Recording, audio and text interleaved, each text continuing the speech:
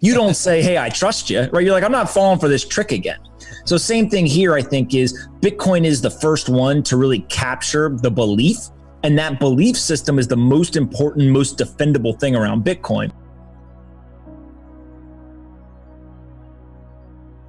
First of all, every country is going to do this, right? They're already talking about it at the central bank level. So we're going to see a digital dollar, digital euro, digital yen, yuan, all the way down the line. Every currency will be digitized over time. And that's because there's certain advantages from a technology standpoint, right? It's cheaper, it's faster to move, all that kind of stuff. Not only though will we see nation states do this, we will also see corporations do it. So Facebook obviously has Libra, others have contemplated and will launch their own currencies. The competition, though, is not going to be between digital currencies and non-digital currencies. Everything's going to be digital. The competition is going to be at that monetary policy level.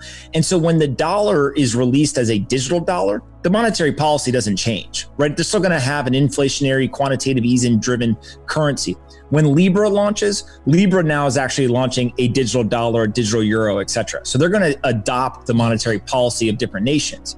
The only monetary policy that is in direct contrast, meaning it's a 180-degree difference from the digital dollar or digital euro, is Bitcoin. It's a separation of state and money. It's a deflationary structured currency that has a disinflationary monetary supply schedule.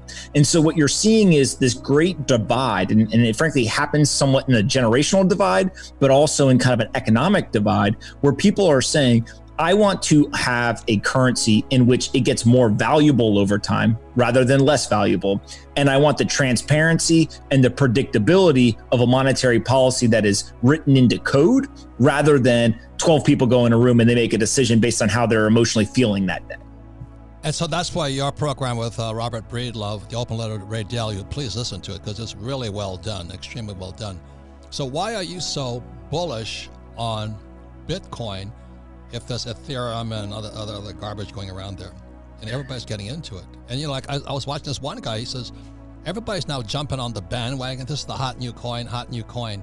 When you see stuff like that, what goes through your head? Yeah, so I think that there's a really, really key piece, right? Is there's all these crypto assets or crypto tokens. There's actually a very small number of them that are trying to be money or a currency. Most of them are trying to be, digital gift cards or access to different networks and kind of all this, super exotic type applications of blockchain.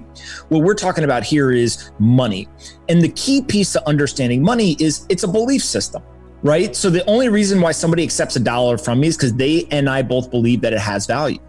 Well, when it comes to digital currencies and kind of this separation of state and money, there's really only one that matters, and that's Bitcoin. And the reason why it's the only one that matters is it's the first one that people have bought into that is fully decentralized, that has no owner, and is transparent and programmatic. And so my belief is that if Bitcoin is not successful, right? If the separation of state and money does not work, there will never be a separation of state and money. And the reason why I say that is because money is a belief system. And so just like if you're, let's say, a citizen in Zimbabwe and your government blows up the currency, and then they come back and say, hey, Robert, you know what? Sorry about that. Here's our next one, right? Here's V2. You don't say, hey, I trust you, right? You're like, I'm not falling for this trick again. So same thing here, I think, is Bitcoin is the first one to really capture the belief. And that belief system is the most important, most defendable thing around Bitcoin. So let me go into it one more time, because you guys, Robert Breedlove and the Open Letter to Ray Dalio, you guys go into that with precision. So would you explain to me how they can go and pick up that site, that very explanation, that one broadcast of yours? Yep. So if you literally just Google the Pomp podcast and then just type in Ray Dalio, it'll come up as the title. You can click on it and listen to it. And we basically cover the idea that look, most of the smartest investors in the world, they're like 80-90% of the way there. We agree on all of the problems, right? Everyone who's now asking, what do I do?